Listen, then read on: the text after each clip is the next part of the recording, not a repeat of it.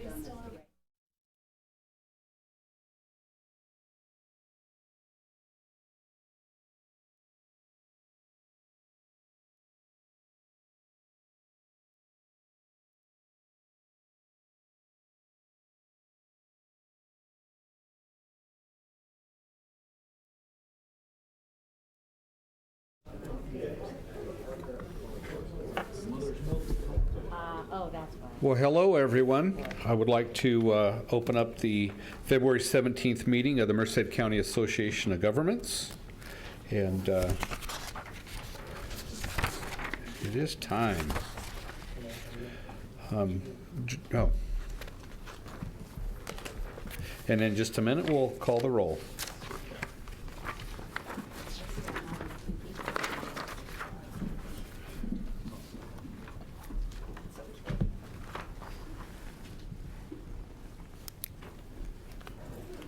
How you doing, Mayor? Good. All right.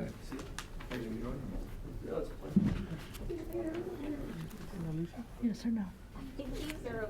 Oh, we're still not up? Oh, all right. Okay. What is... What are you thinking, Joy?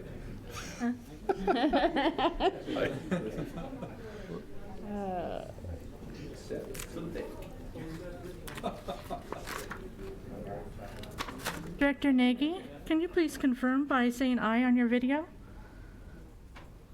If you hear our audio? Maybe let's put him on the screen. Just have him get a piece of paper. Just yes, Yeah. no. Can you put that back up there? I want to see that. Yeah, can you put them back up?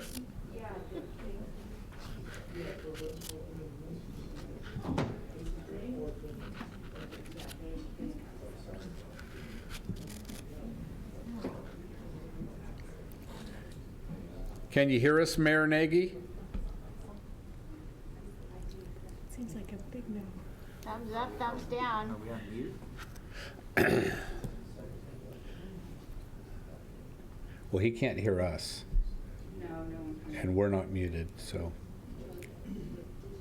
Do you want me to go?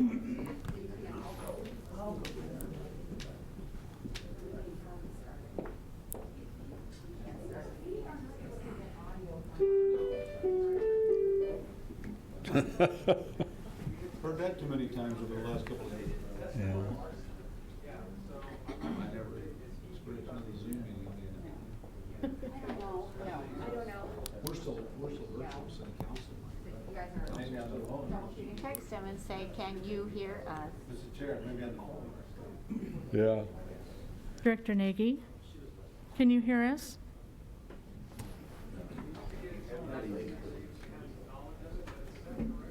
Can you talk to him in the chat line? Answer.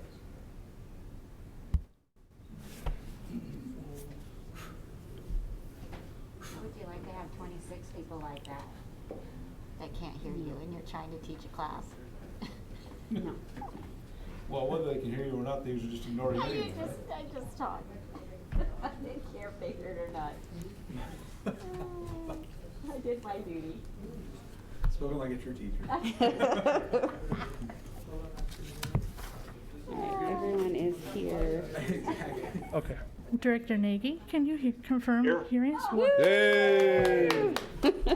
Never been so happy to hear from you. I know. All right. Are you ready to call the roll? Okay.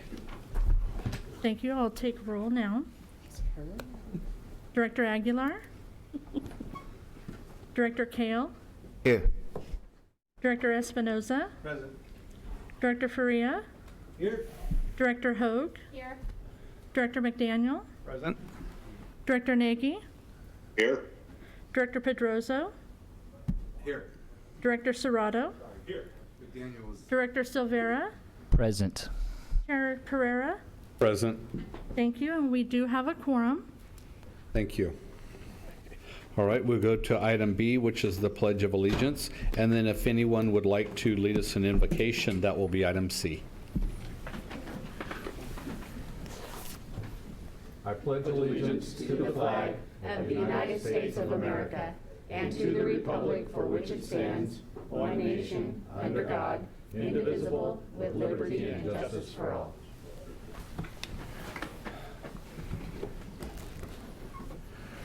All right, item C is invocation. Oh, Mr. Zetz, hi. Good to see everybody. If you're so inclined, please bow your head. Father God, we just love you and praise you, and we thank you, Father, for this opportunity. And we just invite you into this building, this place, this community, and this county.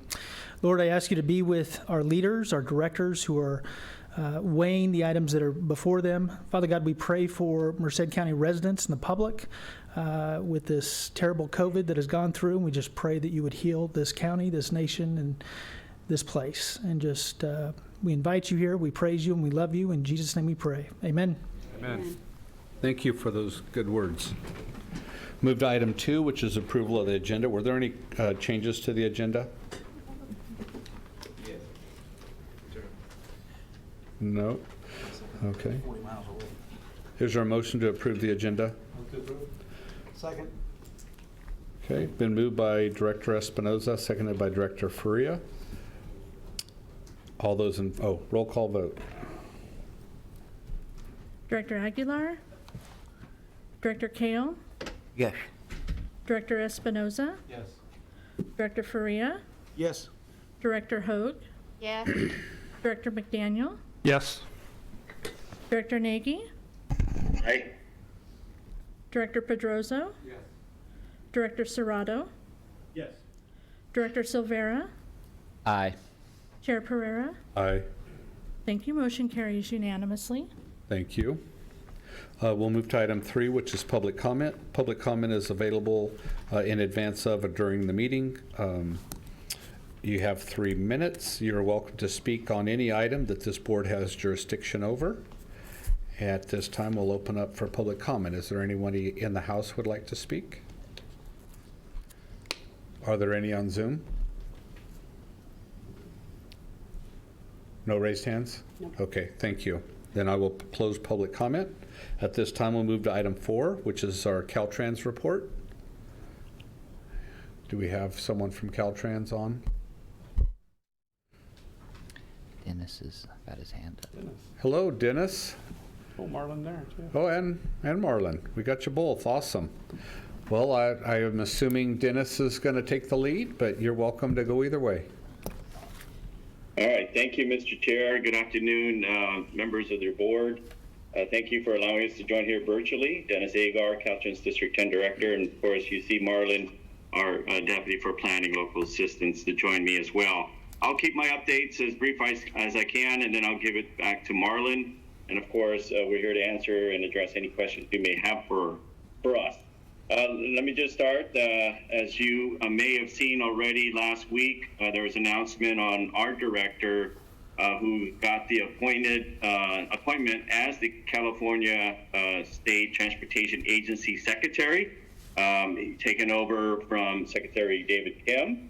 There's no start date for when he's going to be in that position on a permanent basis, but I know Director Tokes is probably wearing 2 hats right now, and he's looking to make a decision on the interim director, and of course, he'll have the opportunity to appoint through the governor the permanent director. So I'll be having a new boss here shortly, and the good news on that is that he's still our boss at Next Level Up, and we don't expect anything as far as changing in the direction we're headed.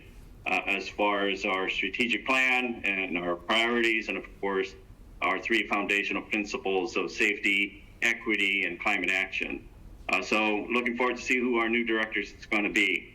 In the COVID front, the good news is that things are winding down as far as positive cases. We as Caltrans look forward to getting back into the office in the next couple of months, at least start there if everything goes well. So that we can go in a more permanent hybrid type of situation and get out of this emergency telework condition. Along with that, just pushing over to our workload with all the dollars coming from our federal infrastructure bill, along with that, Clean California, dollars there in broadband. We are continuing to hire wherever we need help on, and we're hiring across the state, and especially in District 10. Again, if anybody's looking for maintenance jobs, engineering, environmentalists, you name it, we do have positions available. So we want to get sure we can deliver our commitments when those monies come in.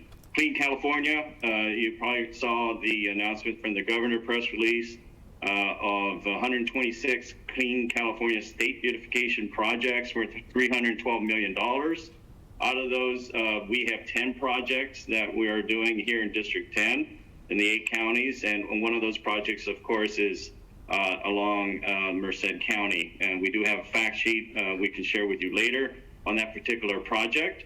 But we do also have the local grant program where we've received 326 applications statewide, and we have 19 projects here in District 10. And several of them are coming from Atwater, and other locations here in Merced County. So we look forward to working with all of you and hopefully hear the good news on March 1st that these projects get awarded here in District 10, specifically here in Merced County. We do need continual help in our Adopt a Highway program, segments of highways that we're still trying to get folks to adopt. Of course, with the compensation of the $250 a month is there. And then also, again, looking forward to coordinate any kind of free dump day we can with your disposal sites here locally. So we continue to work on that. Regarding our efforts, again, with Complete Streets and our Peds and Bikes active transportation program, as you probably saw last December, our director sent out a policy regarding any new projects that's on our system that's being planned shall look at Complete Streets facilities for peds, bikes, and access through other modes of transportation. That was released again back in December. So all the projects we're looking at in our infrastructure needs to at least consider Complete Streets facilities. Along with that, and I'm going to allow Marlon to cover it, is our Pedestrian Bike Advisory Committee. I will stop there. Actually, I got one more, and maybe your executive director, Stacy, will cover this, but Caltrans, in joint with all the COG directors here in the Central Valley, are going to hold a summit on State Route 99 this coming March 3rd and 4th. So we're excited about that, and we really enjoy the partnership we have here with Stacy and that coordination for that event coming up. I will stop there and pass it on to Marlon for any other continuous updates. Thank you, Dennis, and thank you to the board as well. Thank you, Mr. Chair. Thank you, Madam Director. I'll give some brief updates. I do want to echo Dennis's thanks to the board, and thank you to Madam Director for supporting our Route 99 Summit development. We're excited for that event, and continuing these discussions as we move forward for what we can do for the 99 corridor in general. We really appreciate your support.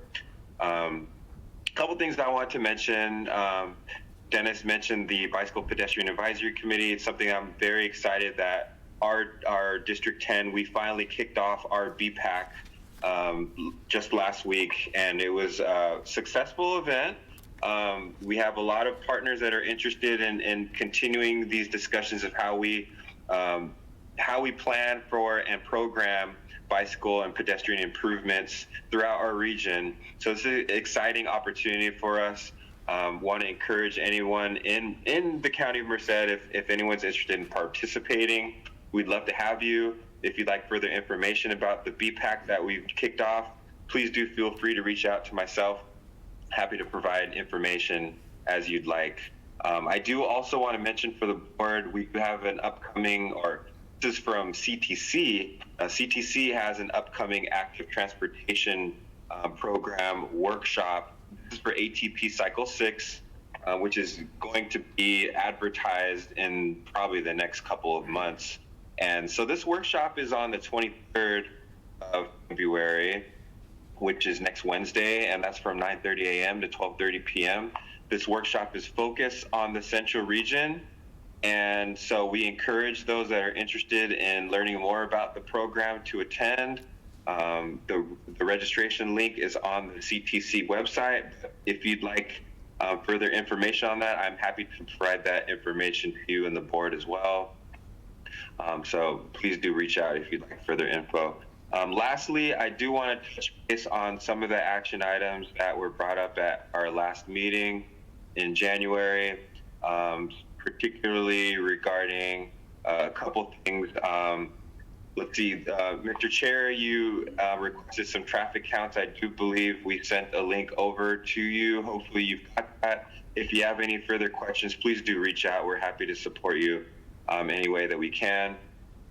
Regarding the signage on LeGrand, or off of Route 99, we did get in contact with our partners down south in District 6.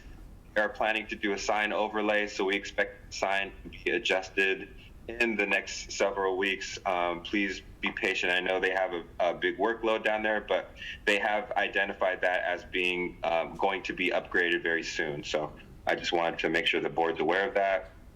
Also, Director Nagy, you did mention the Christine Roundabout, and we are working with our project manager and also your staff at the city to make sure that we can get that project moving forward. I do believe a conditional encroachment permit was approved, but if there's any further coordination that you need from us, please do reach out to us, and we're happy to expedite as much as we can on our end. Appreciate the feedback that you provided from last meeting.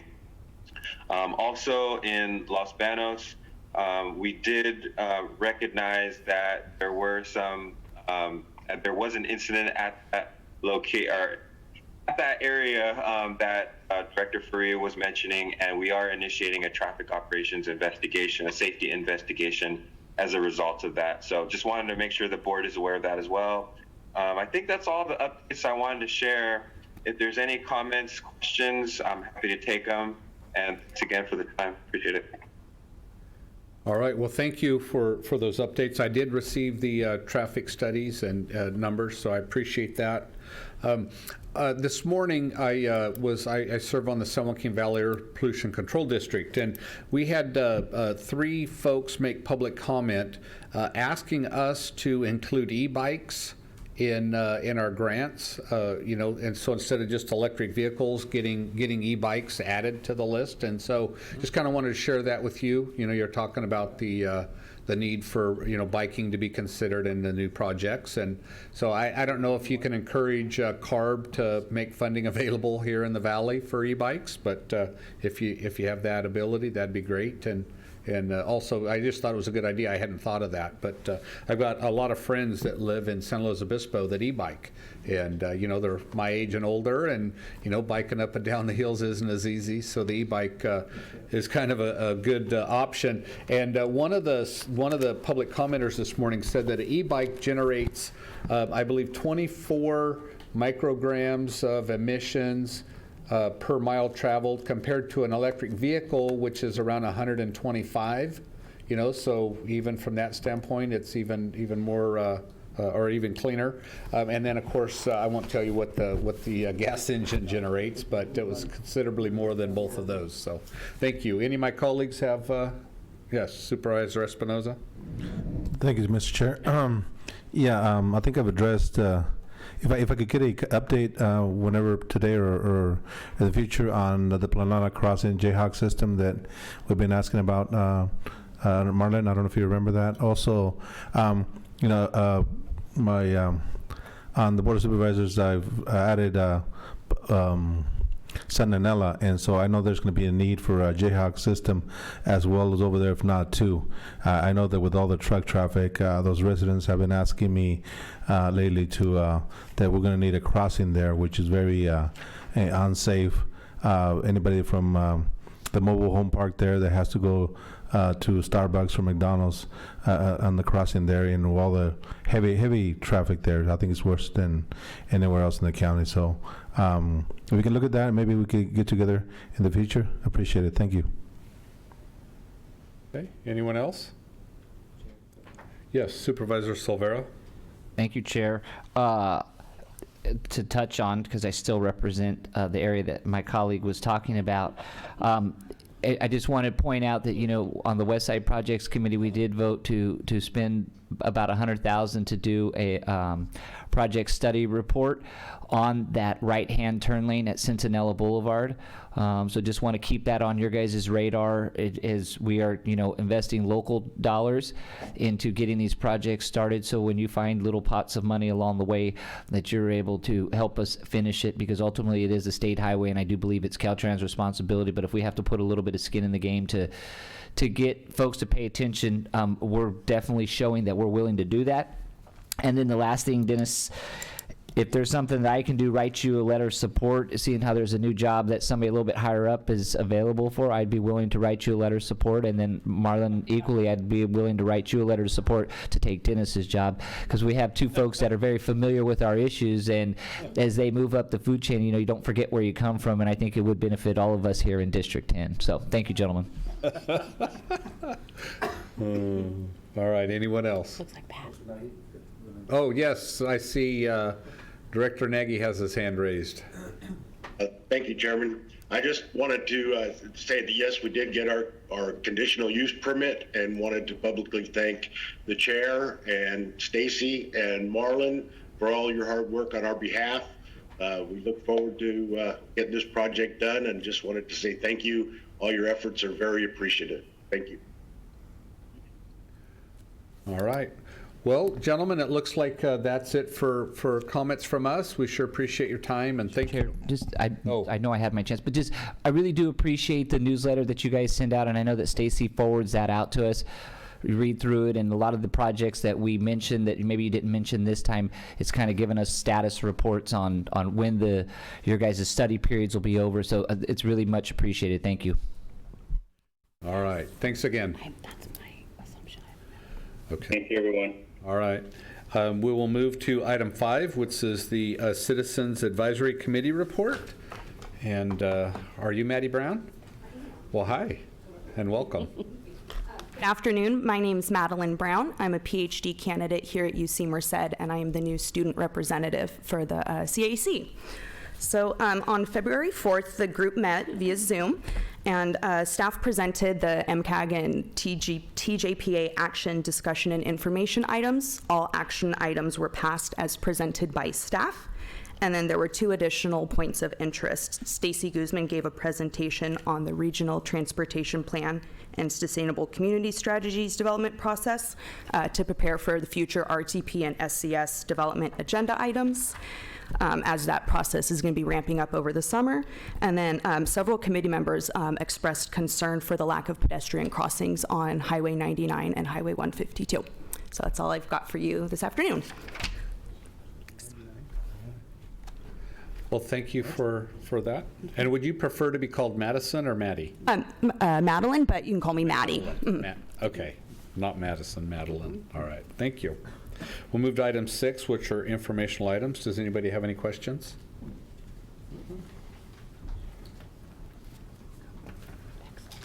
Okay, seeing none, we'll move on to item B, 6B. Already? Yep. Transit JPA for Merced County, our TJPA monthly update. There was no questions? All right. Okay, we'll get all the way to item C, which is the Regional Waste Management Authority. Any questions? Seeing none, we'll move on to item 7, which is Actually, I do have something. Oh, I tried to go quick, sorry. Supervisor McDaniel. Yeah, there was something that has been brought up to me, and I think some of us have discussed this before, but with the Regional Waste Management Authority, I just want to know if there's a way, because a lot of the homeless encampments that we're cleaning up, our Sheriff's Department is getting a lot of stuff, and I know it's happening in all the cities who are doing these, but it's charging each entity to take it to the landfill. I just want to know if there's any way we can figure out something, because the budgets get strained, and we want to continue to do the good work we are for the community. And if the budgets continue to get strained, it could slow up a lot of this progress with both the county and the city. So I was wondering if there's maybe some way we can address that, and I know or maybe this is a future agenda item, but I'd like for a further discussion on this, because it has come up a couple times here at the county. Sure. And I've had this conversation with the Sheriff's Department. Yeah, I brought it up to as well. Sure. In fact, after Mr. Chair, you and I talked about this briefly. Eric and I chatted about it briefly, and if you don't mind, if we could give him a second. Eric, you want to speak? I think we had talked about looking at ways that jurisdictions, whether it be the Sheriff Department or what have you, bring that waste in, and that it would be charged back to the jurisdiction of origin, or that, I don't want to misspeak, but if you could talk about that. That's exactly correct. So as long as the authority has the ability to find out the origin of where the material was generated at, then we can pass that through the jurisdictions at which it came through. Now, we would want to participate with the jurisdictions to make sure they're on board with us, because we invoice the jurisdictions on a regular basis, monthly, for all of the items that come through in their jurisdiction. So this could fall in line with that. There is a legal dumping training that's coming up that speaks to this issue that Alameda County Supervisor is holding. It's the second annual legal dumping. It's free. We'll pass it along to all the jurisdictions and as well as all the directors here. But we're willing to work with the Sheriff's Department, with the jurisdictions, to find a way to make this work. But for the authority, it's got to be a pass-through. It's got to be something at which, either the jurisdictions or a grant or something helps cover. Unless the governing board gives some sort of opportunity for another mechanism to help fund that. Okay, thanks, because I think if you look at the locations where all of these dumps happen, they're right outside of the city limits in the unincorporated areas. So it's just become, especially I know for District 3 and District 2, we get a lot of it right there on the outskirts of the city limits. So. Yeah, I'll do my part. I know the executive director has asked me to participate on some of the public work meetings that she's established, and so I'll participate in those and work on some resolve to get that addressed. Very good. Thank you. Thank you. And I like hearing that if us as a board are interested, that we could give direction, that would be, because my district also is right outside of some city limits, and so we know, well, in fact, I found some, and turned them into the sheriff, so we know that the trash is coming out of the city as well, and so it wouldn't be fair for the county to have to pay for the city's trash. But anyways, but if we all paid for it together, then that kind of makes more sense, because it's all off of, what I'm talking about, and I think Supervisor McDaniel as well, it's all trash that's coming off of public property. So, all right, thank you. Okay. Now can I move on to item 7? Yes. All right, here we go. Item 7A, Merced County Association of Governments, consent item. Is there a pleasure of the board? Second. Okay. Been moved by Supervisor McDaniel, seconded by Supervisor Pedroso. Is there any further comment? Please call the roll.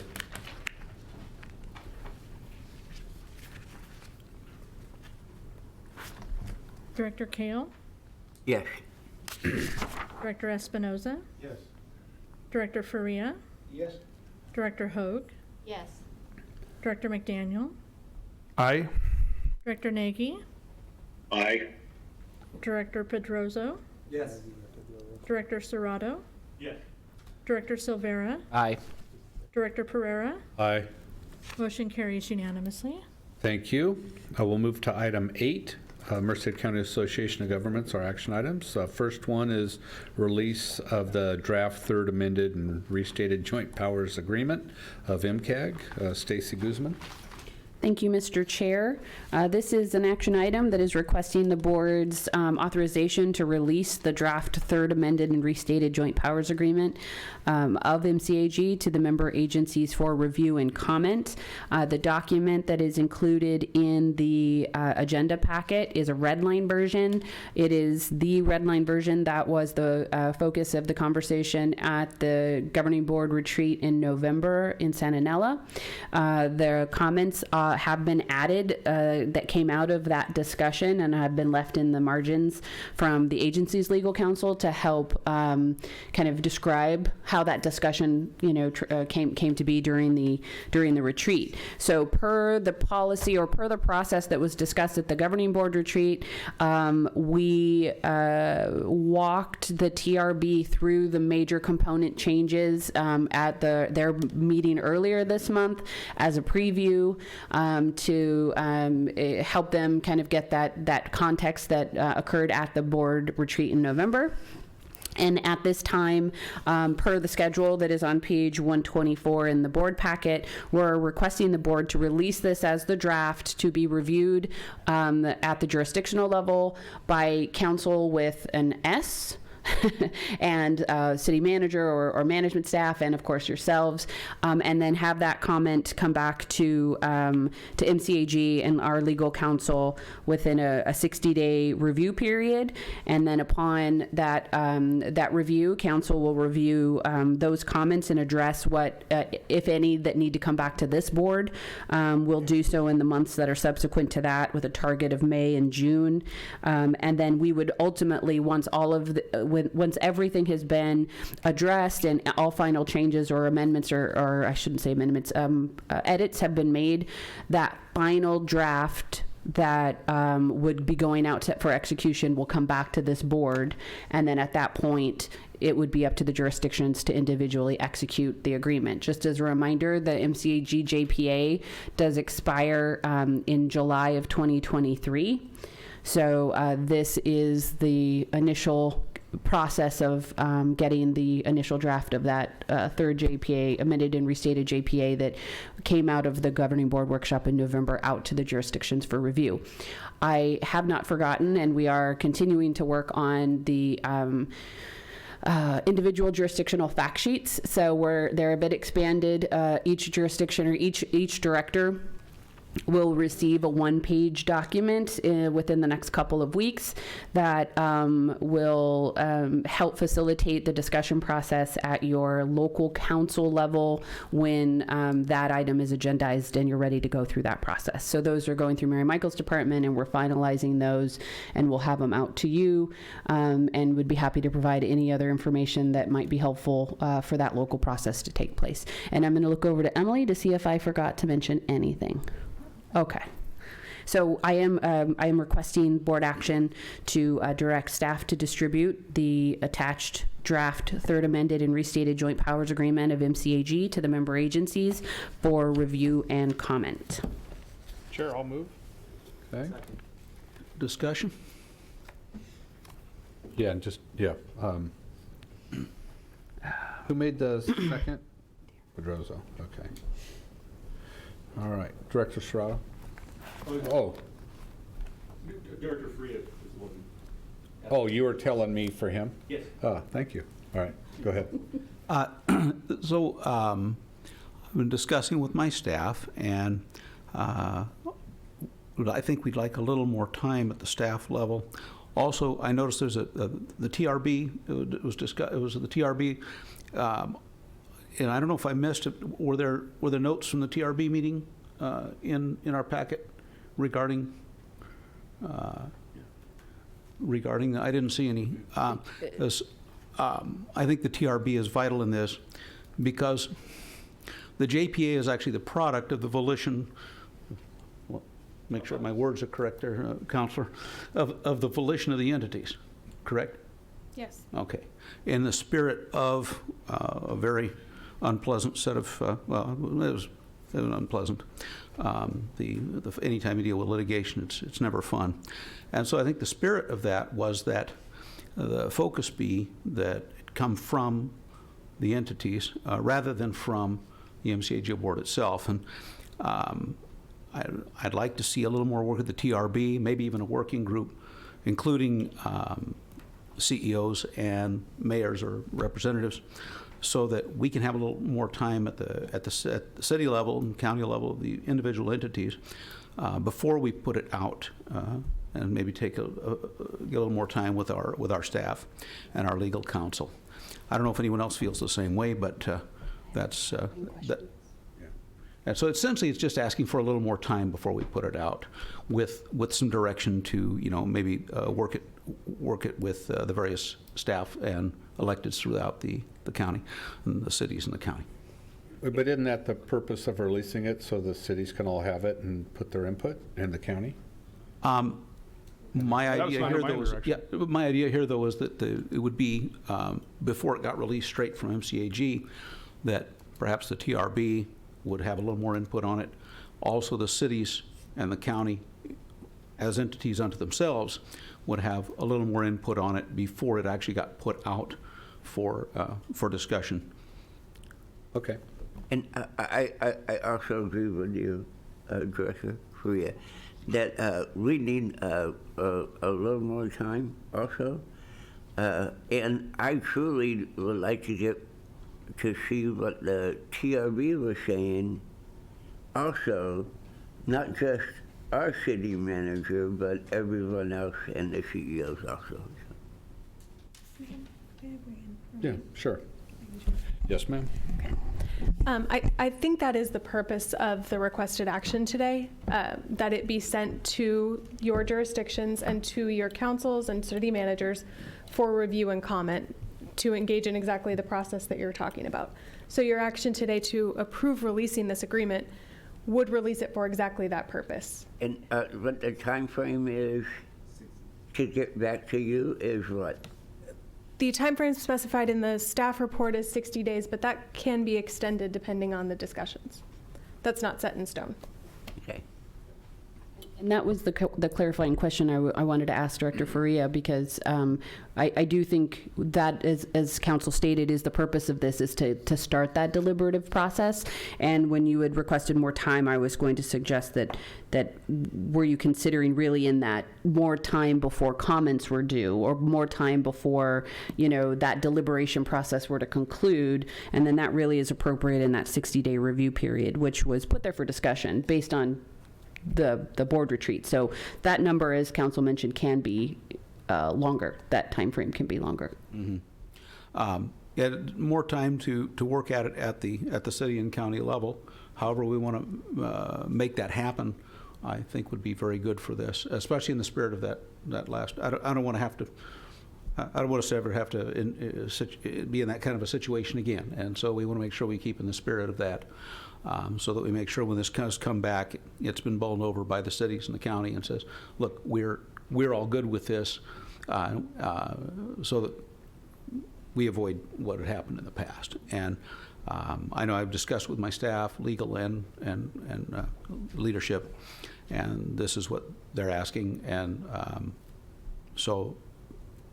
and I agree. So however we want to do that, maybe get some more comment and some more ideas from the board and see how everybody feels. Thank you.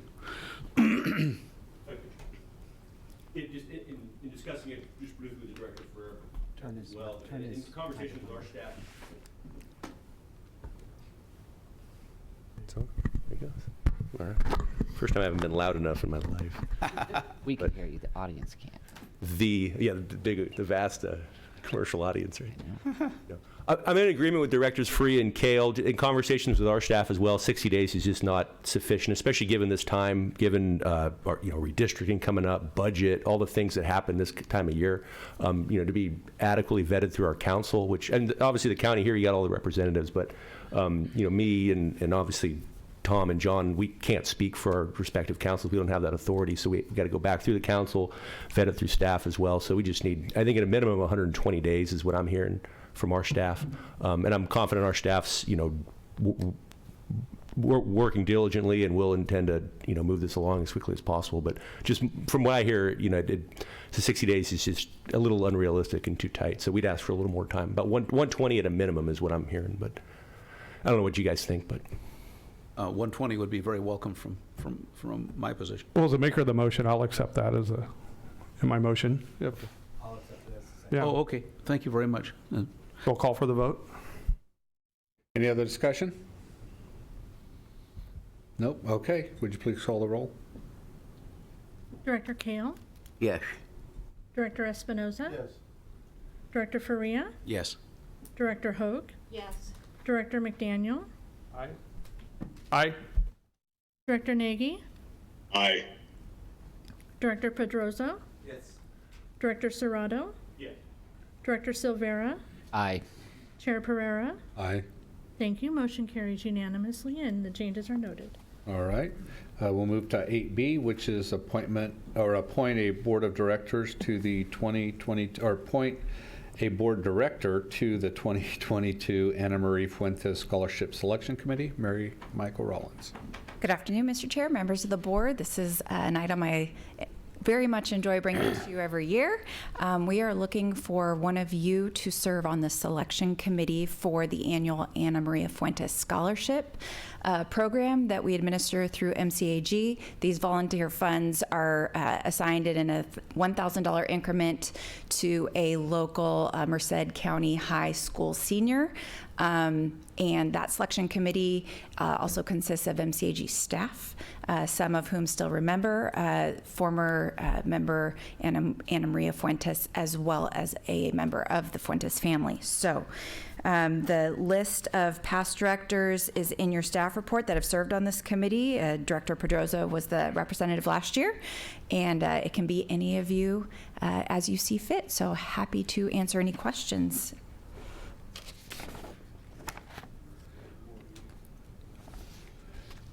Does anybody have an interest in serving?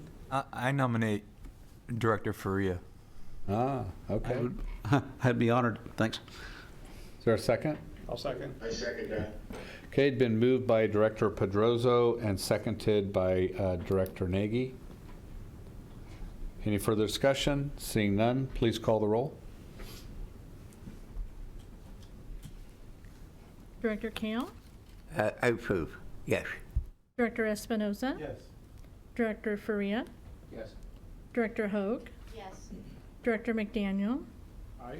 Aye. Director Nagy? Aye. Director Pedroso? Yes. Director Serrato? Yes.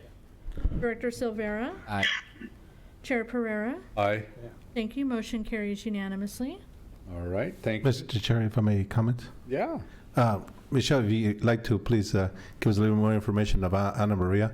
I know some of the board members might not know who she was, but she was an employee of MCAG. Just a little bit so that way to recap. Yes. Please, thank you. Go ahead. Are you asking for more information at this moment or just in the future? Just I don't know if you remember too, Ana Maria. I was not an employee of the organization at the time. She was a staff member, but I know, for example, Joy was, and a couple of other members of our staff. We'd be happy to bring that back to you if you would like. And I can just say I didn't have the opportunity to meet with to work with her, but I got the opportunity to get to know her. She had participated in some of the One Voice trips with MCAG when I was in the congressman's office, and we also had the same circle of friends that just happened at that time in life. So she was a very well liked member of the team. She was one of those folks that, you know, had that kind of a personality that you couldn't help but like her, and she just had a huge smile and was very friendly. And I know Joy, you know, probably can speak. I just didn't want to put you on the spot, but she's the kind of person that when you heard of her passing, even if you weren't particularly close, it was just a very tragic thing. She was too young.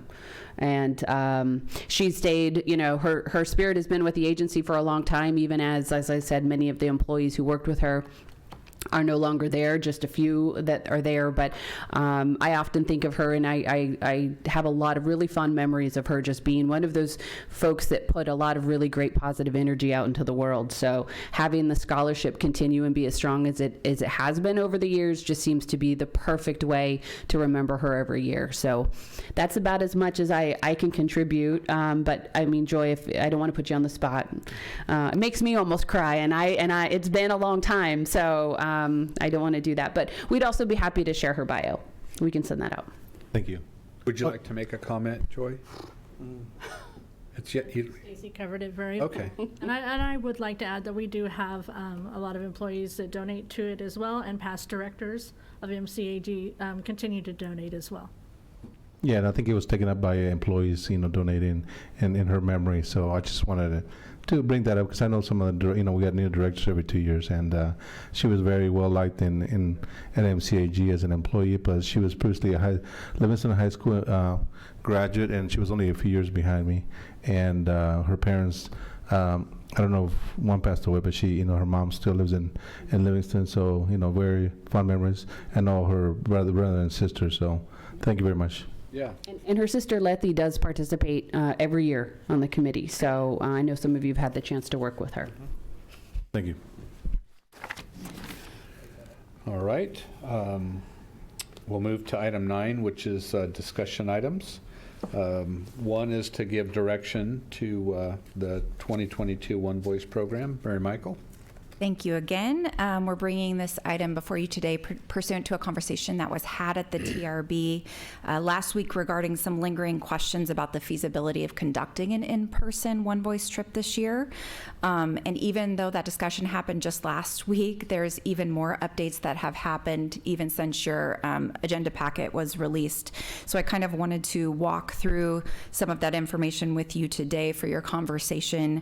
But just to be clear, the direction we're looking for has not changed. So at the time of the TRB meeting, there was a lot of concern about going to DC in May in person because of basically 3 main issues. One, being able to conduct in-person meetings, both with agencies and elected officials or their staff. 2, vaccination requirements for public spaces in Washington, D.C., and to enter federal buildings. And 3, the timing of some key pieces of legislation, such as, for example, the rolling out of programs within the Infrastructure Investment and Jobs Act, just for an example.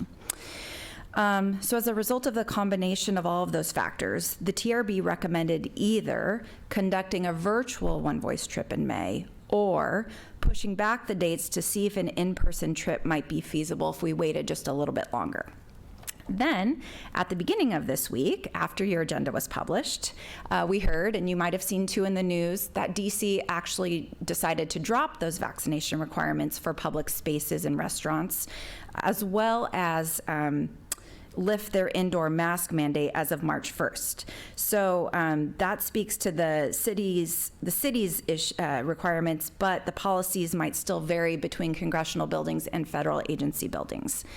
So that resolves part of the first concern that the TRB had when they met, but there's still some uncertainty remaining about access to in-person meetings in federal buildings, as well as the size of the delegation and the timing of the legislation. So if we stick with continuing to plan for having the trip in May, either in person or virtual, we still have the issue of where all those programs stand and how they're being developed at the staff and agency level. But in particular, if we continue with planning an in-person meeting in May, there are still some problems potentially with in-person meeting access. But I just want to say that our lobbyist at Townsend feels very comfortable that things are trending in the right direction in DC. And in fact, we learned today that Congressman Costa's staff are going back to work full-time in person in the office starting February 28th. But we don't know the plan for all those federal agencies yet, including the ones that we would likely meet with. They're starting to have those planning discussions, but no decisions have been made.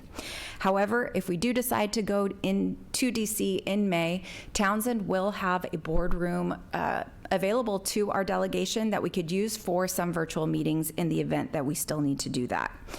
But the other access issue related to an in-person trip in May, which we really need to think about, is the size of our delegation. As a result, we've been advised that it's probably best at this point, if we're going to do an in-person trip in May, that we think about limiting our delegates to only one per jurisdiction. And even then, there might be some in-person meetings where not even all of us could go and be in the same room together. So as a result of all of these factors, we're asking the board for direction to staff if you want us to continue to go forward with planning an in-person meeting in May in DC, or we can research alternative dates that we can bring back to you next month, which would allow for an in-person meeting to DC at a later date, or we can start planning the meeting in May on a virtual platform. So all of those are options that are available to you today. Whatever you decide today, we're going to bring an item back to you for discussion next month. If it's to proceed with meetings in May, we will be bringing you back a regional platform for you to consider. Or if you give us direction today to look at other dates, we will bring those dates back to you next month for consideration. So thanks for allowing me to walk kind of all those pieces through with you today, and happy to answer any questions you might have. Okay. Does anybody have any questions? What is the primary reason that we normally go in May? Is it the cherry blossoms or So there's a couple reasons. The May timeline, waiting further down the road, TRB felt might allow for some of the programs that are kind of being figured out right now to unfold a little bit more and have more information available, so that the delegation would have, it would be better timing for them to discuss those with agency staff. But also it might allow for DC to open up so that bigger groups could meet in person with folks and allow the agencies more time to open back up to in-person meetings. And if I could just add to the history of why we go in May, it used to be that it was about anytime you have a new Congress or you have a new president, giving as much time after the start of the new year, but before, and navigating the congressional recesses that occur throughout the spring, and before you get into the summer break. May was where we landed. What the other component of that, though, because we'd have gone in February, and I still think of Councilman Joel Oliveira in his windbreaker in the middle of like a blizzard. That was not a fun trip. So weather kicked us out of February. But the other component of the planning and why we really kind of locked into that first week of May is we have 7 other Valley COGs that also have programs or some variations, and we had made a commitment to not overlap so that we aren't competing with the same audiences while we're there. So those of us that have maintained programs have kind of tried to stick to that same week. We still coordinate annually just to make sure that when we're back there, we're not running into each other in the halls and competing for the same agency's time. Thank you. Supervisor McDaniel? Yeah, thanks. If we do need to move it back a little bit, but I think it's important that we do go. And if we're trying to plan on when programs are going to come out or have more, I mean, that's continuous all the time. So I don't think there's any benefit. I don't know, TRB, of how many of those guys go to Washington D.C. and lobby, or if they ever have. But there's always programs continuous in Washington D.C. And I see Ben up there. It's nice to have Ben on board as our guy. Thank you, Ben. And but moving forward, if we can address the original one that we have, I think moving forward that'd be important, because, like I said, Stanislaus County I think goes in the week after us. San Joaquin County is the week before us, and Fresno's before them. So we don't want to be each of us going into the office after each other, all asking for the same thing. So, because we are competing until we get there for Valley Voice. Supervisor Silvera? Thank you, Chair. If it's up to me, it's regular size. If we have to work a little bit harder, Ben, to do little strike forces where you're kind of separating out, then that's just the kind of way it works, I think. I think that there's value in us being there, and quite honestly, same size delegation as we plan to send, doing it in May when we plan to do it, and if we're going to wait, everything's constantly changing. At some point, we have to get back to meeting in person, because I was on the One Voice trip last year. That was done virtually. I think that we did as good as possibly we could do with what we were given. It's not the same. It's just not the same as being in person. And quite honestly, that's our government, and that's their job, is to be open to their constituents. And so I don't know. I appreciate TRB's weighing in on it, but last time I checked, we're the policymakers, and I will remind any of them of that. But I think we need to plan ahead, because if we wait and we try to change stuff, and then what if something else? And now we're having to scramble again. This is our process. This is our timing. Let's move forward.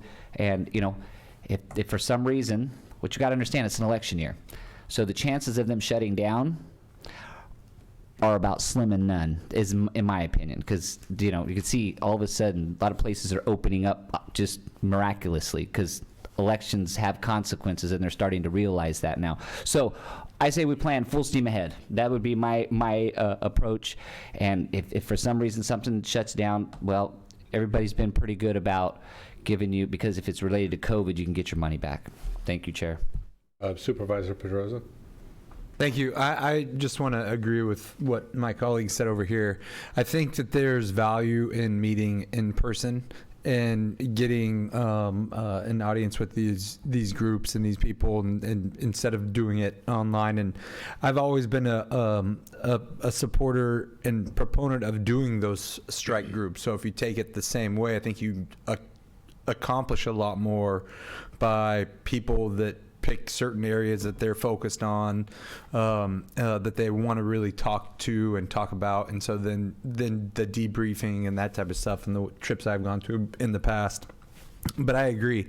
I think being in person, having an in-person meeting is so much different than just doing it virtually. I mean, there's so much more that you can get out of that than anything. And I think things are changing, like Supervisor Silvera said, all the time, and we have to adapt to it, and I think people are, but I think that it makes way more sense to go in person than do it virtually.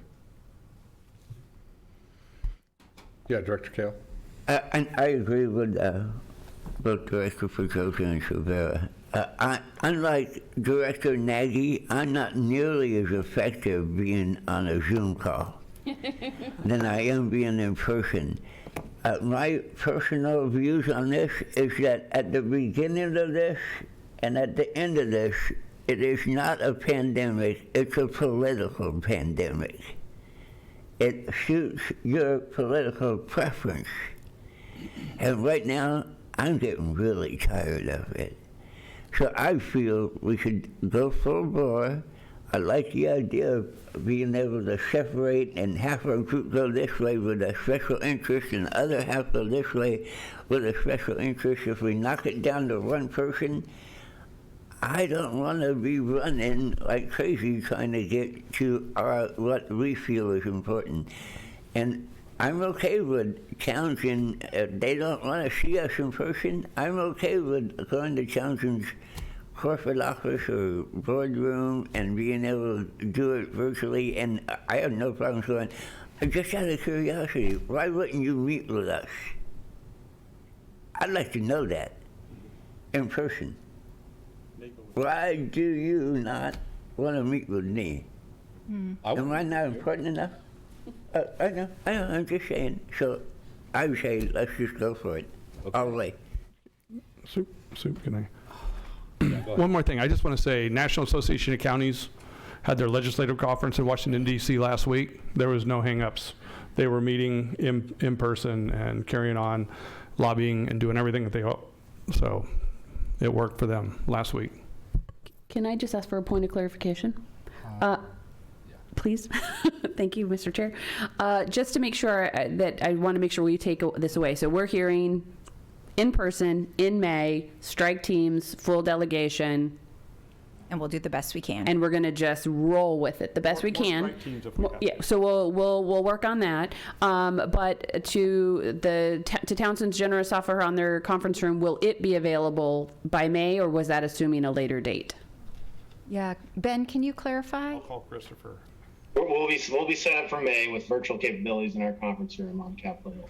Excellent. In the occasion that there is one or two or a handful of offices that insist on meeting virtually still in May, you'll be able to come to our conference room to do those meetings virtually. Great. Thanks, Ben. Director Nagy, did you have something? Yes, I'd like to thank Director Kale for that wonderful compliment that he paid me just a second ago. I concur with my fellow directors. 5 years ago, I would have just had a cold, but now because I had something stuck up my nose, I have to stay at home. But I just had one other thing to say, and that was to Director Serrato, and that's Strike Team 3! Thank you for the chuckle. Although he's having trouble catching his breath over here, he's laughing so hard. All right, thank you. So, Mr. Chair, if this is just giving direction, or do we need this in the form of a motion? Just discussion. Just discussion? Okay. Yeah, I feel it's direction's very clear, so thank you very much. And Director Kale, Townsend does want to meet with us in person. It's not Townsend that doesn't want to meet with us, so I think Ben's very anxious to be with us in person. So, yeah, thank you very much. Appreciate it. We will continue as with the schedule that you originally approved. Thank you. All right, we'll move to item 9B, the Regional Transportation Plan. Sustainable Community Strategy Overview. Stacy Guzman. Thank you, Mr. Chair. I feel the energy at this table for this presentation I'm going to make you. I will make it brief. This is brief as I can. I'm not going to go through the whole PowerPoint. It is in your packet if you'd like to follow along on page 154. But this is officially how we kick off the RTP SES season. So we do the 2022 RTP SES. It's the Regional Transportation Plan Sustainable Community Strategy Update. So just as a recap of what it is, this is our long-range planning document. It is a comprehensive look that looks at our transportation needs in the future throughout Merced County. It lays out transportation investments, land use policy for the next 25 years as a guide, not etched in stone. And we have to update this plan every 4 years. So what this plan has to do for our region is provide guidance for local land use policy, identify transportation projects and how they're going to be funded. So it's critical, and we're working with your teams to make sure that our project lists are up to date, because it's also a requirement of Measure V that your projects are in the RTP in order to be funded with regional dollars. The plan has to show that the region can meet federal and state air quality standards, and it has to take steps to reduce greenhouse gas emissions from cars and trucks, and it also has to help achieve the state housing goals. So, 25 years, long-range strategy to do all of those things, walk in the park. So why do we have to do it? And I don't mean to sound cynical here, but we do it because we have to. I mean, of course, it's great planning. Great planning always is a positive thing. And of course, lowering the GHG, the greenhouse gases, are critical to supporting our public health goals, reducing energy consumption, and protecting the environment. When I say we have to, it's because we truly do. We have to have an RTP update every 4 years in order for our region's transportation projects to qualify for federal funding. And then the state, so what's unique to California is that /SES. That is unique just to the state of California. That is under SB 375, which requires that we produce an SES along with our RTP. And that in doing that SES, the Sustainable Community Strategy, we have to demonstrate how our transportation investments and land use policies will help meet a greenhouse gas reduction target that is set by the California Air Resources Board. So they have a point in time, and I'm not the technical person, so I'm not going to pretend to have those, but it's somewhere in the early 90s where they say, compared to that point in time, you need to demonstrate that you can reduce your GHG from passenger vehicle miles traveled by the year 2035 by 14%. And then we have to go through this exercise through modeling and different scenario planning and land use and everything to demonstrate to the California Air Resources Board how we will reduce vehicle miles traveled, but it's really the greenhouse gas emissions through vehicle use, cars and trucks, between now and then. And we have to have the mathematical calculations on how that occurs. On top of that, the state has also, as you know, has a whole new world of funding under SB 1, and many of those competitive programs now require regions to have approved SESs. So this body, will adopt our RTP SES, but the actual SES has to be approved by CARB, and that approval has to happen before we, as a region, any of you entities can compete for state funds under the SB 1 competitive program. So your TCEP applications, for campus for Atwater Merced Expressway or any, future funding for any kind of project, we have to make sure that the SES is approved. That process is difficult. I'm actually expecting our 2018 SES to be approved by the end of this month, and we are already developing our 2022 plan. So you can see how it is quite a technical process. In terms of what the plan includes, there's 4 main components, and it's regional growth assumptions. How is our region going to grow? What are our population growth areas going to look like? What are the impacts to that population growth on where housing and jobs will be? The transportation options. How are we going to move goods and people around the region? How are we going to connect between urban areas and rural areas and even from one county to the next and beyond? How are we going to move people and goods? The benefits of the plan have to be articulated. So what are we going to gain in the areas of mobility and quality of life and the economy and the environment by this plan that we've developed? And then also we have to say, and now after all of this wonderful planning, how are we going to pay for it? So we have to do a projection over the next 25 years of how much revenue we think we're going to have. That includes formula money, measure money, assumed grants, not just that MCAG would apply for, but all of you as well. And then with those funds, what projects do we think we'll be able to get accomplished in that time? So in terms of how the project is developed, as you recall, one of the key components was last month, the board approved the creation of the advisory committee, and directors Faria and Pedroso both sit on that committee. Through this committee that has started working, there is going to be a discussion of various scenarios, 3 different scenarios that look at the different types of land uses, transportation investments, how transit's going to look in the future, where is housing going to go, And then along with the advisory committee and our regular committee, meaning our CAC, TRB, and governing board, there's also a whole public outreach strategy. There's a workshop coming up virtually on March 7th. There's polling, there's surveys, there's a whole slew of visioning workshops and other opportunities for the public to comment. And then, of course, once we have a draft plan, that'll go to public comment as well, as will the final document.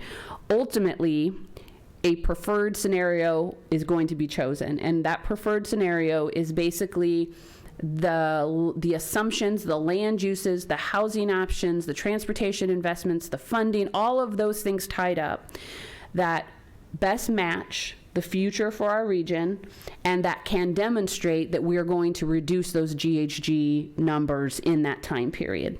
All of this gets modeled with a very sophisticated transportation model that is being developed right now, actually. And then from there, that is what goes into the plan, and then we'll get a draft in the spring and April, come through this board again, and then ultimately adopted. It has to be adopted by September, so our target is to have a draft in July. It might be August, but that is how the plan gets developed and adopted. So in terms of next steps, I mentioned we have visioning workshops that are underway now. We have one on March 7th that will continue. We're going to then have scenario workshops on those 3 different transportation, housing, land use option scenarios. Those will take place in February and March. Then by March, April, we'll have that preferred scenario selected that can meet those goals from the state air quality. And then we'll have a draft plan in April, May, and then we'll be looking to adopt the final plan and environmental report in July and August.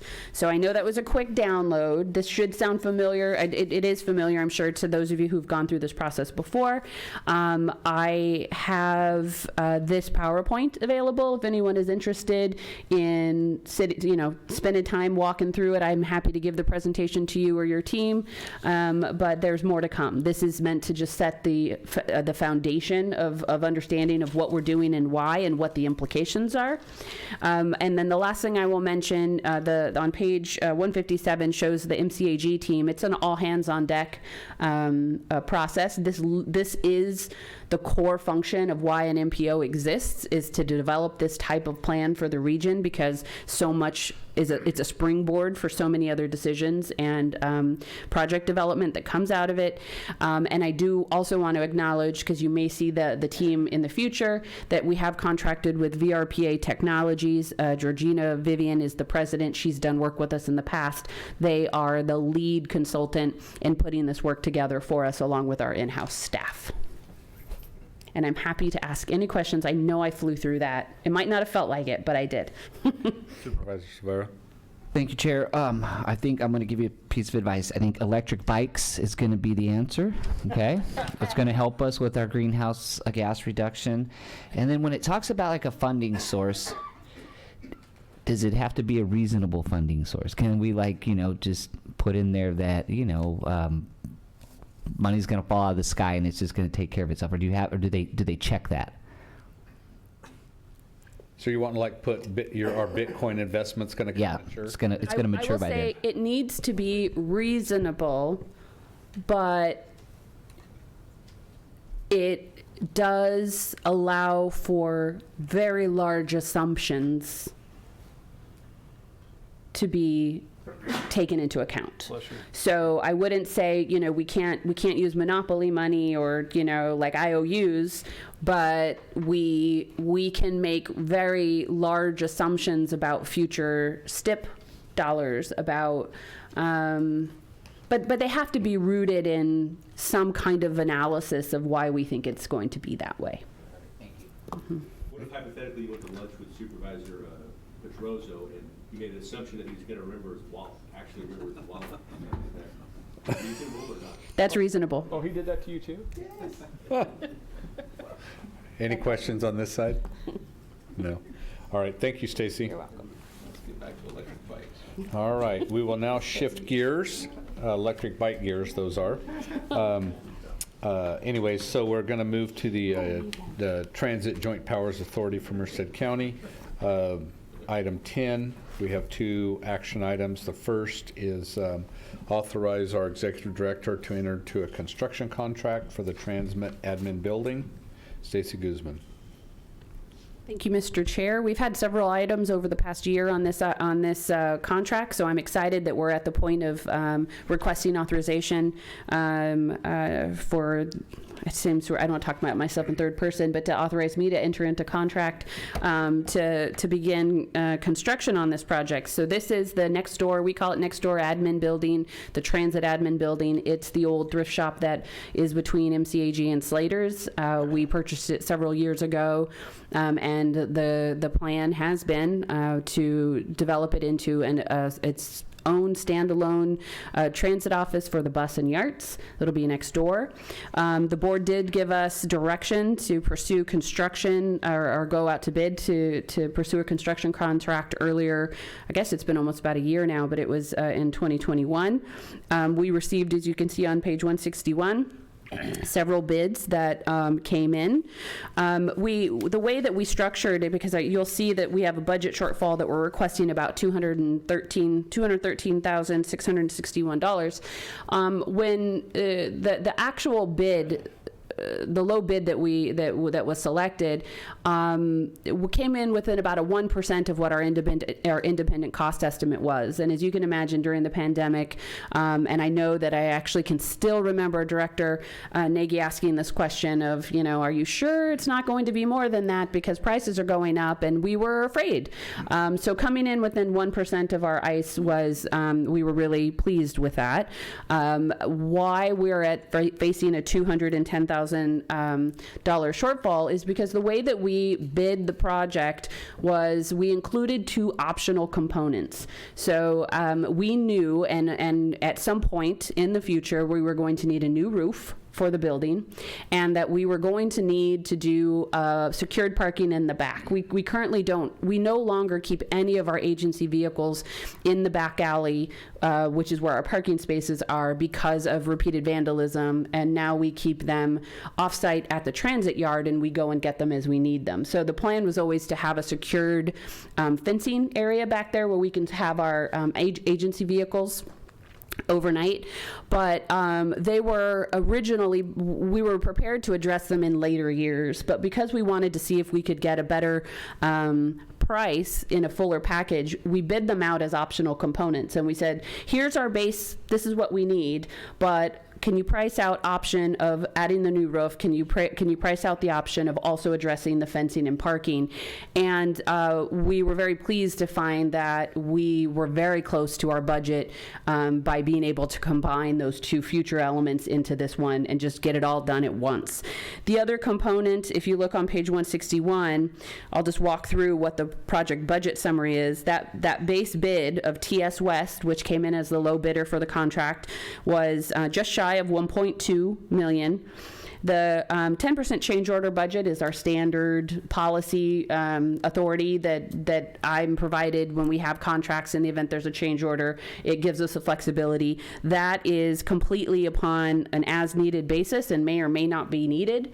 So that is just the contingency in the event we get in there and we realize that old building had this or that and we need to make a tweak or something a little bit different. That's what the 10% change order budget's for.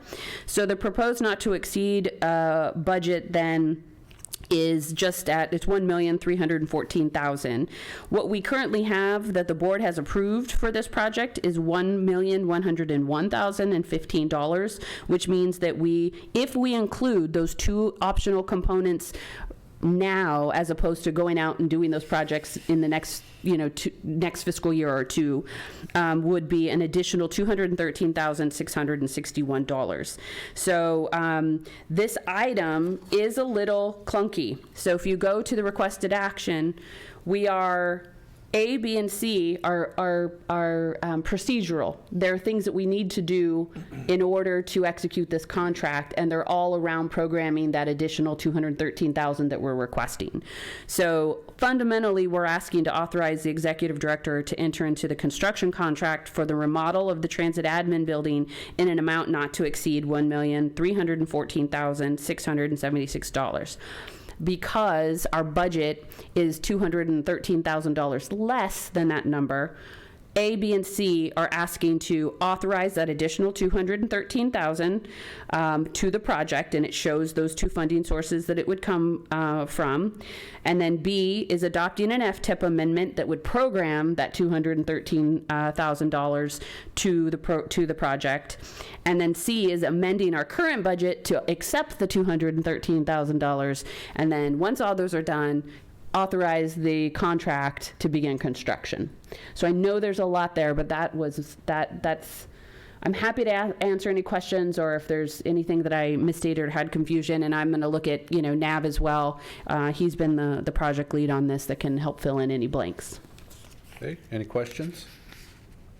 I guess you covered it. All right. Chair, motion to approve item 8. Gosh, now I lost my place. Excuse 10A. me, 10A. Okay, is there a second? Been moved by Supervisor Silvera, seconded by Supervisor Troza.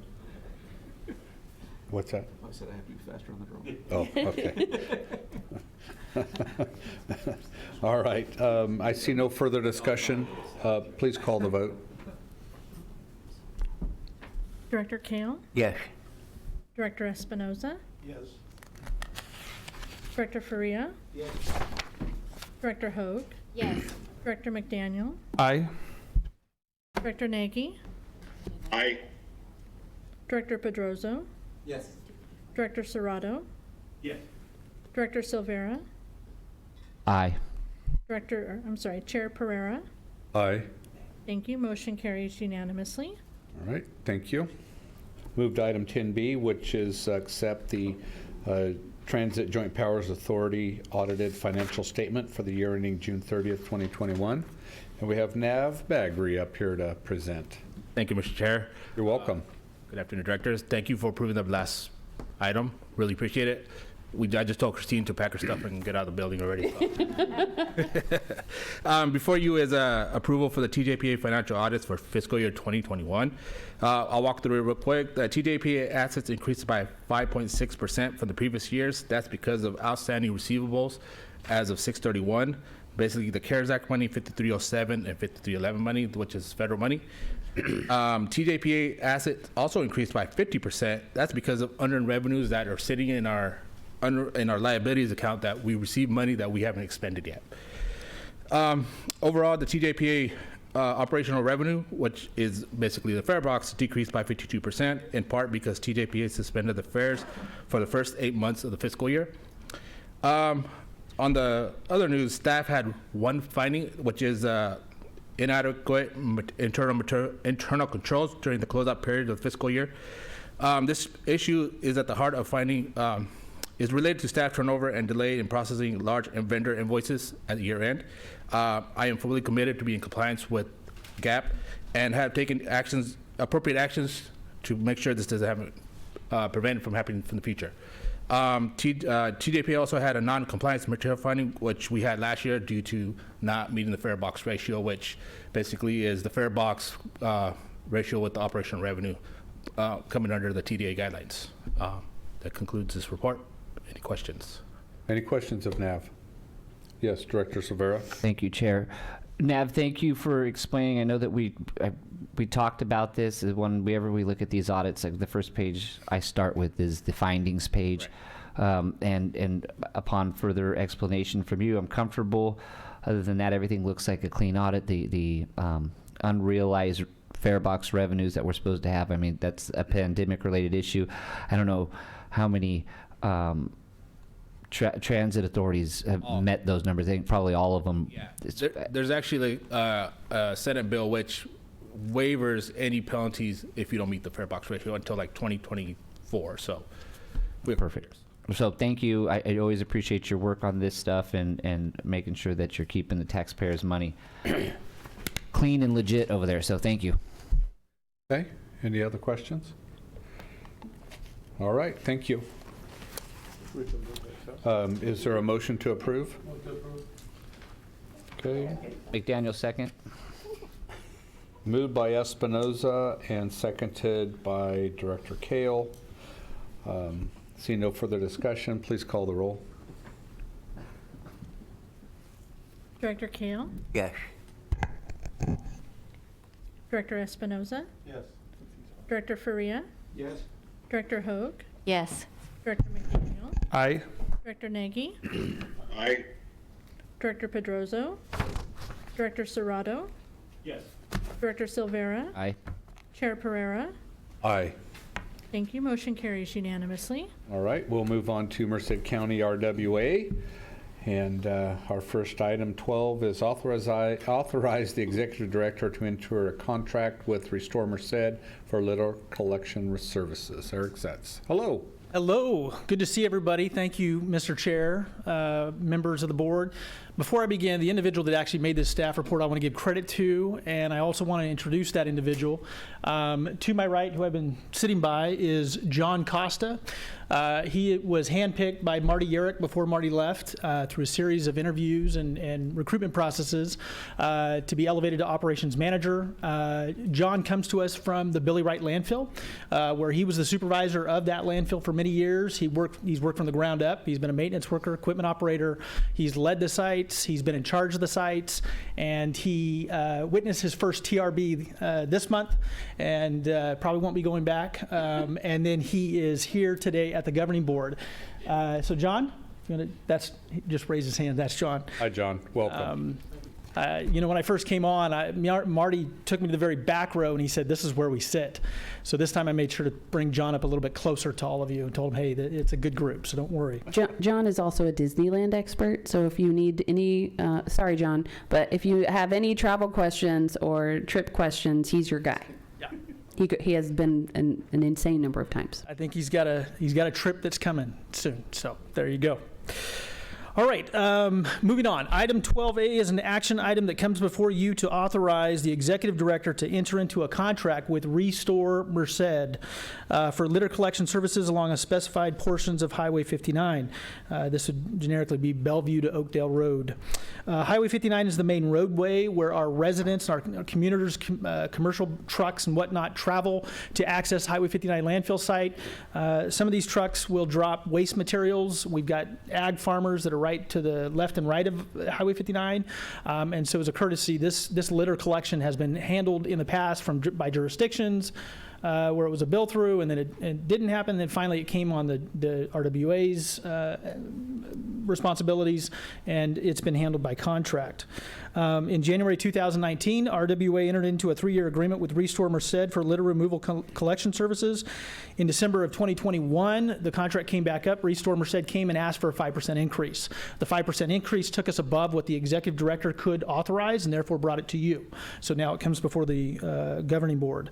Restore Merced has historically provided litter collection and removal services twice each month. That's the interval of the service.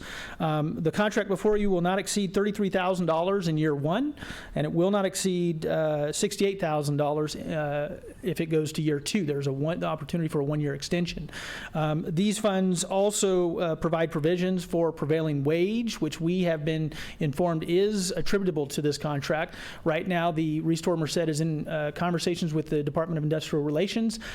They are in need of responding back to the request that's been put before them. So if this, during this time, if prevailing wage does come to this contract, staff is prepared then to come back to the board with alternatives. So at this time, Mr. Chair, staff is therefore recommending the governing board authorize the executive director to enter into a contract with Restore Merced for litter collection services along specified portions of Highway 59. Happy to answer any questions. Okay. Any questions? Yeah. Well, first one is, what is your level at the executive director that you can approve? 30,000. 30,000. Okay, that's good. And then, was this put out to bid for other people to come and pick that up, or was it just Restore did it last time, and we're going to allow them to do it this time because they can pick whatever they need to? And yeah, my understanding is this is a what we've termed internally as a legacy contract. It's one that started out much less than 30,000 many moons ago. When this contract was already in place when I came in 2019. So it was not RFP'd at that time. It was given to the contractor because it was under that limit of contract amount. So what we're prepared to do is, dependent upon if this contract does go over, and you'll have to understand the perspective of Restore Merced. Restore Merced is in a business of rehabilitating individuals and folks that are trying to get back into the workforce. The Department of Industrial Relations issue has actually made it a challenge for Restore Merced to continue to do that. And so what we feel is that because it's on Highway 59, prevailing wages would apply, and so therefore we're going to follow all applicable laws and bidding processes. And if in fact this contract then requires prevailing wage to it, which we feel it will, this contract will give us the ability to speak to that, but then to also come back to you and put out a procurement document. So Restore did it before 3 years ago. Yes. When they got the contract, initially got the contract. Yes, and we in RWA does many contracts. We've got a lot of contracts that we do that are in this, and this was one of those. Eric, if I could, just a bit of history. So it was the previous board that the suggestion came. We used to do this litter removal in-house, and the suggestion came through a governing board meeting with the previous board that utilizing a community partnership with Restore, who was, looking to provide opportunity for folks needing to reinsure or develop work skills, instead of us doing it in-house, would be a good partnership. So the service was never one that was that we were bidding out. It was meant when we were looking at the use of our staff resources and the need to increase litter removal efforts on 59 beyond what our own staff was able to do. This suggestion came up, and that was how the initial contract started. And so it's really at the direction of the board. Like I said, I recognize that the board was a little different a few years ago when we were there, but this is a continuation of what started then. So that was 3 years ago that started. Was it? It was 2019 would have been when. Yeah. So that wasn't. So how long does it make it a legacy? Is a 3-year contract enough to make it a legacy? That was a term I used, Director Kale, and it was meant more of one that we internally we use the term as a legacy when it's something that we have inherited as we've had a staff turnover. So it was something that was not an initial. Typically the way we would conduct business is we would have an issue, we would go out to procure it, we'd go through the process you normally see. This was more of a community engagement opportunity that started with the board and that was set into motion before either Eric or I, and so it must have been, I'm thinking, right in between with between the previous executive director and myself. So that was my choice of term. I mean, it doesn't really mean anything other than I usually use it to refer to something that we've inherited and that we're continuing on. Okay, and I'm looking. My apologies. And here's my, I guess it's not really issue, is that we have individuals out here in our community that are trying to enhance their own business by going out and collecting trash for other people at their houses and everything, and they're not being offered an opportunity to obtain this contract. And I feel that they should be offered that opportunity and do an RMP and say, hey, you know what, here we are, here's a contract. And, oh, God forbid, it may be, prevailing wage.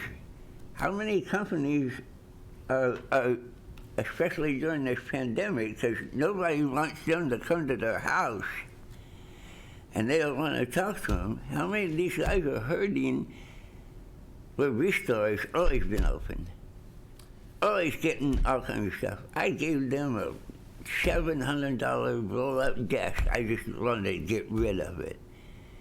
And they sold it for $500. Those guys are getting there, and that opportunity is not awarded to those individuals who are out there collecting trash, who are trying to maintain or start a business or grow that business. That's what I see. That's what I have a problem with. Yeah, and staff hears you loud and clear. We are prepared to put this out for an RFP in this coming year because of the prevailing wage issue. This contract before you, we're not providing the service right now because we don't have a contract in place. So I do apologize for the chair and anyone else traveling that road right now. It is quite a mess. And so this will allow us to continue as we have been. And then with direction, we will definitely put this out for an RFP. Okay. So I was the one that asked staff to put this together originally back when Brooke Stayers was our waste management executive director. And what was happening was that we were using our staff, the regional waste staff, and it was expensive. They were paying overtime. We had worked really hard. Brooks had worked really hard at taking the Regional Waste Authority from an organization that wasn't paying its bond or didn't have the money to pay its bond and was losing money to make it a profitable organization, right? It pays for itself. And so, but with that, we were bringing in outside trash, and it was just making a mess on 59. So I you know, and so because they were having to pay overtime to our existing staff, the staff had been cut from, I believe, 65 employees down to 44. There just wasn't the capacity to do it. So I suggested that we reach out and find somebody who's interested. And so Restore Merced was the only organization that showed up that was interested in doing it at that time. And so they got picked, and they're doing a good job. And it's still cheaper than if we were to do it with our staff. So, I mean, you know, it can go out to bid, but it'll be more expensive, and that's okay. But maybe Restore Merced then will win the bid, and we'll be back where we are today. So, thank you for bringing this forward.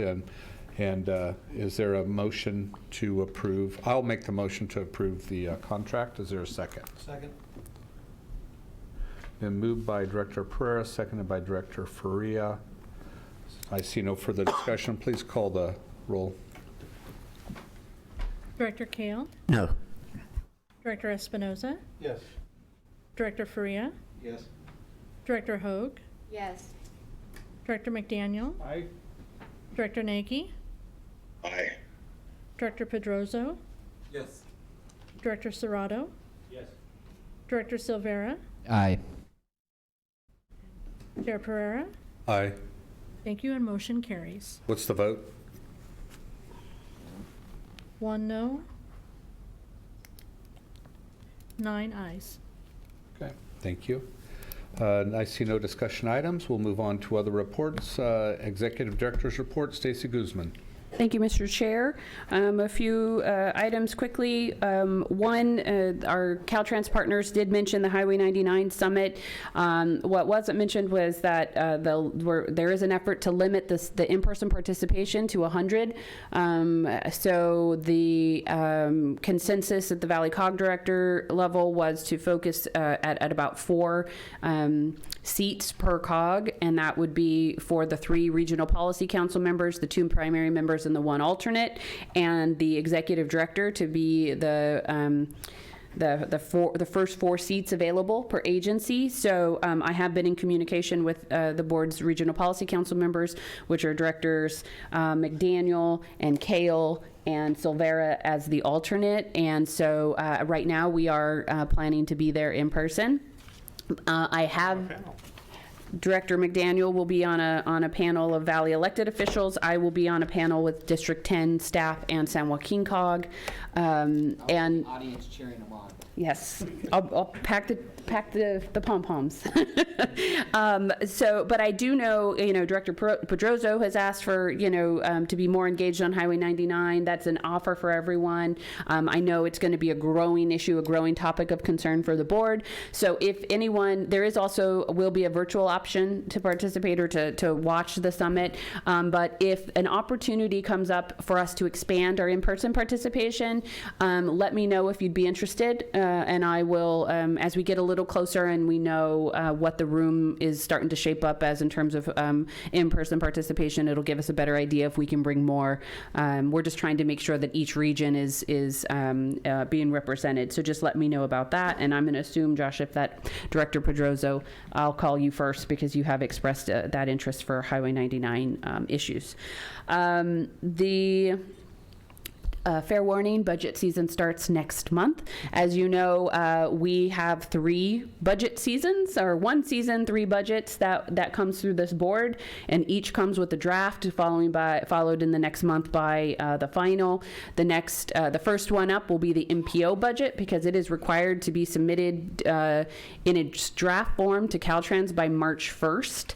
So that is a very difficult timeline for us to meet, but we will get that draft in for Caltrans review, provide an overview of that draft budget next month, and then we'll pursue adoption. And so the way it'll work is MPO budget will be highlighted in draft next month, and then the month that it is adopted, we'll be doing the draft budget for TJPA, and then the month that the TJPA budget gets adopted, we'll do a draft budget for RWA, which then ultimately comes in with adoption in June.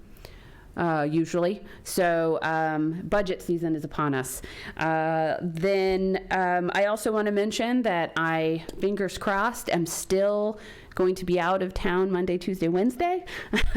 So, and I'm hoping to be out of cell service up into the mountains. So please see Nav if anything comes up. Literal or figurative fires, you can call him. And but of course I will be back. I'll be back down off the hill on Thursday and accessible. And then lastly, I do want to mention, I chuckled when Eric mentioned John being at the TRB, because we had a very lively discussion at the TRB, and we continue to do.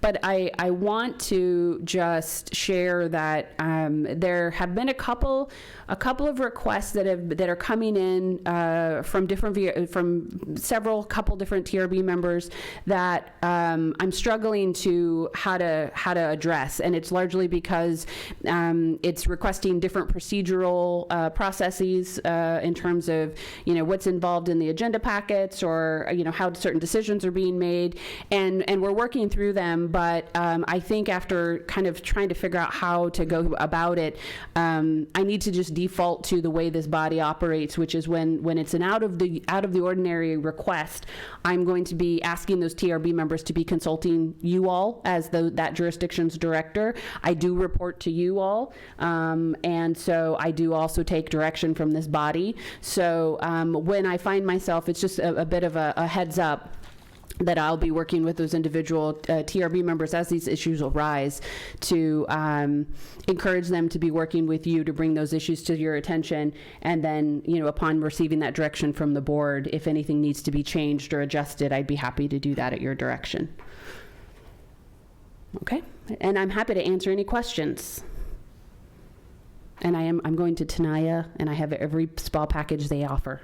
Monday, Tuesday, Wednesday. If anyone, that was your question. Roughing it, aren't you? Yeah. All right, we'll move on to item 15, Director's Report. Director Nagy, anything? No, Mr. Chairman, I have nothing. Thank you. All right, start to my left. Stacy, enjoy your time off. Thank you very much, Mr. Chair. Well, I do have some comments. I had some calls from some employees of the bus, from our Transpo, who work for First Transit, right? It used to be National, now the new company is First Transit. So I know that I addressed some concerns to Stacy, and we had a good talk before this meeting, and I know some of the concerns, and hopefully we can get them resolved. And I know the main issue is the downtown transport center, which I know I learned that the city of Merced is one taking care of the transport center. And some of the difficulties they've been having is that they get like 30-minute lunch, and they have to wait outside standing eating, and we have a break room, but it's in the yard out on the new yard out there. I can't remember, Grogan, or is it Warren? Yeah. So for them to drive all the way over there and come back, and to get to drive, they're not going to meet those 30 minutes. I think, I don't know if they all get 30 minutes or an hour lunch, but there's not enough time for them to drive over there and come back. And then there's no break room there. There is space available, but I know the city of Merced has the informational area, which is a big area. I went and toured it today, and I guess it would have to be leased by MCAG from the city of Merced, and adequately remodeled or, you know, whatever has to be done. And I know there's also restrooms, have been issues with the restrooms as well. So I just want to make sure that, you know, that we listen to the concerns that they have. And I know in the past there's been other issues at the new location on the yard over there on Warren, but, you know, that's been taken care of. And, you know, in the end, these are employees that work for First Transit, not for MCAG, because, you know, we offer the contract, but I think they have to do a better job of addressing the issues when they can and provide us more information.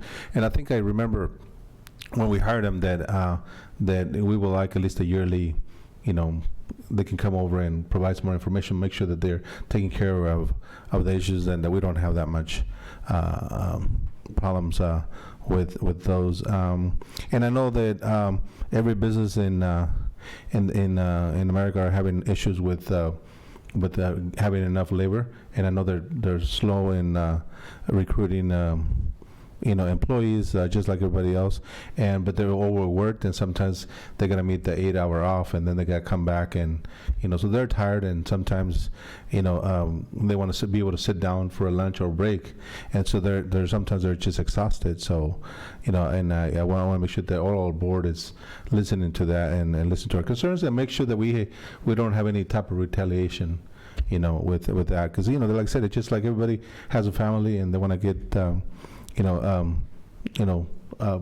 get a good paying job and as best they can and deal with that. I know I addressed to Stacy as well. They have the radio issues that sometimes they can't communicate with other drivers to let them know about issues on the roads, and you know, like I said, it just says in a normal job they communicate, but they only communicate with the base, but not with between themselves and to address issues. So I just, you know, like I said, we had a good talk with Stacy, and hopefully they'll get you know, they'll get some help there. So thank you very much.